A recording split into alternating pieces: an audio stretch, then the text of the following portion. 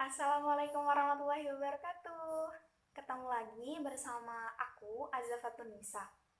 Oke, pada video kali ini aku akan menjelaskan tentang apa sih itu rotasi bumi dan apa saja dampak dari rotasi bumi. Untuk mengetahui dari pengertian rotasi bumi, kita simak materi berikutnya. Apa sih pengertian dari rotasi bumi? Rotasi bumi adalah gerakan berputar planet bumi pada sumbu atau porosnya dari arah barat ke timur dan gerakan orbitnya mengelilingi matahari. Waktu atau masa yang dibutuhkan untuk bumi berotasi adalah 24 jam atau selama 1 hari. Kemudian, apa sih dampak terjadinya rotasi bumi? Yang pertama, ada terjadinya pergantian siang dan malam.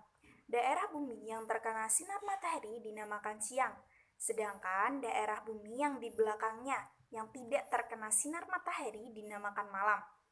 Akibat adanya rotasi menyebabkan terjadinya pergiliran daerah siang dan malam secara bergantian.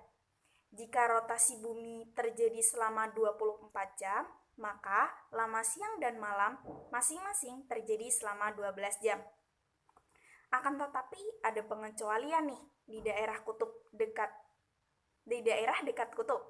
Lama siang dan malam dapat lebih atau kurang dari 12 jam tergantung posisi bumi ketika berevolusi mengelilingi matahari.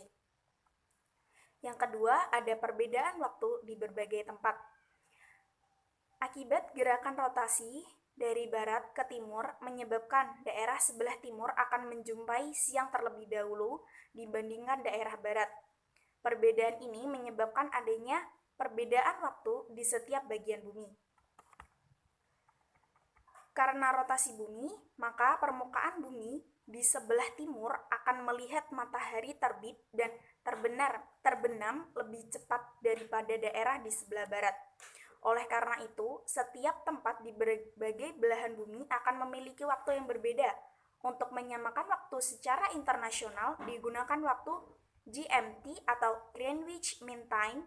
Waktu ini sesuai dengan waktu di kota Greenwich. Di Indonesia sendiri terdapat 3 zona waktu, yaitu waktu Indonesia bagian barat yang meliputi Sumatera, Jawa, Madura, Kalimantan Barat, dan Kalimantan Tengah. Yang kedua, ada waktu Indonesia Tengah yang meliputi Kalimantan Selatan, Kalimantan Timur, Sulawesi, Bali, Nusa Tenggara Barat, dan Nusa Tenggara Timur. Yang ketiga, ada waktu Indonesia Timur, meliputi Maluku dan Papua.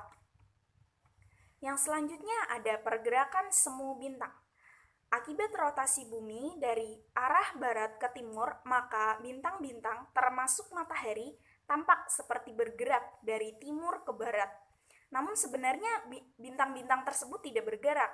Oleh karena itu, maka gerakan bintang ini disebut sebagai gerak semu. Karena gerak semu ini dapat dilihat setiap hari, maka disebut gerak semu harian. Dengan gerak semu harian ini, maka matahari tampak terbit di timur dan terbenam di barat. Demikian juga dengan matahari yang pada malam hari.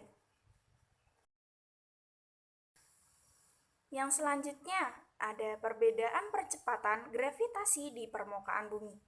Selama bumi mengalami pembekuan dari gas menjadi cair kemudian menjadi padat, bumi berotasi terus pada porosnya. Ini menyebabkan penggempungan di khatulistiwa dan pemepetan di kedua kutub bumi sehingga seperti keadaannya sekarang.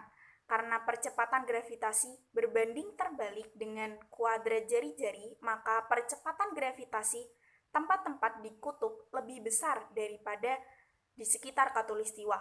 Karena jarak permukaan bumi di kutub lebih dekat ke pusat bumi. Akibatnya, berat benda yang sama akan berbeda jika ditimbang di khatulistiwa dan di kutub. Yang terakhir ada pembelokan arah angin. Menurut hukum Weis-Ballot, udara akan bergerak dari tekanan tinggi ke tekanan rendah. Di daerah kutub bertekanan tinggi, maka udara cenderung akan bergerak ke daerah khatulistiwa. Namun, akibat rotasi bumi, udara yang bergerak menuju khatulistiwa akan berbelok ke arah timur, mengikuti arah rotasi bumi. Ini berpotensi membentuk angin siklon. Baik, sekian materi yang dapat saya sampaikan. Semoga bermanfaat dan menambah wawasan kita mengenai rotasi bumi.